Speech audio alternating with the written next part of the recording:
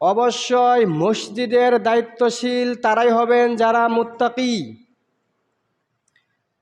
এটা আল্লাহ রব্বুল আলামিন বলেছেন সূরা আনফাল আয়াত নাম্বার 34, পারা নাম্বার 9, সূরা নাম্বার 8।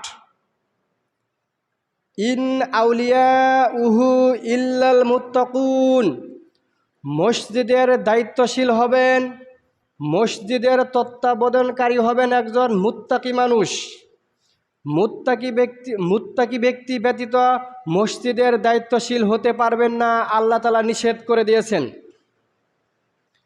এরপরে আল্লাহ রব্বুল আলামিন সূরা তাওবা আয়াত নাম্বার 18, 10 নাম্বার পারা, 9 নাম্বার সূরা, এখানে আল্লাহ রব্বুল আলামিন বলেছেন ইন্নামা ইয়া'মুরু মাসাজিদাল্লাহ,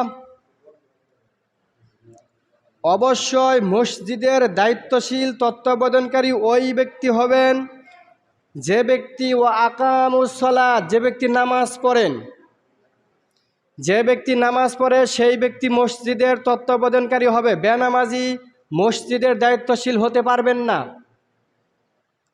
এরপরে আল্লাহ তাআলা বলেছেন ওয়া আতাজ যাকাত, যার উপরে যাকাত ফরজ হয়েছে যদি ব্যক্তিটা ধনী হয়ে থাকে তাহলে অবশ্যই তাকে যাকাত দিতে হবে। যদি ধনী ব্যক্তি যাকাত না দেয় তাহলে ওই ব্যক্তি মসজিদের দায়িত্বশীল হতে পারবেন না, আল্লাহ তাআলা নিষেধ করে দিয়েছেন। এরপরে আল্লাহ আরও বলেছেন ওয়ালাম ইয়াকশা ইল্লাল্লাহ, যারা মসজিদের দায়িত্বশীল হবেন তারা অন্য কাউকে আল্লাহ ছাড়া ভয় পাওয়া যাবে না। কেন ভয় পাওয়া যাবে না? যারা সমাজের দায়িত্বশীল হবেন তারা অবশ্যই সমাজের ভালো মন্দের প্রতি খেয়াল রাখবেন। সমাজে কোনো অন্যায়, অবিচার, অশ্লীলতা, বেহায়াপনা হতে দেওয়া হবে না, হতে দেওয়া যাবে না। এই জায়গাতে বাধা দিতে হবে।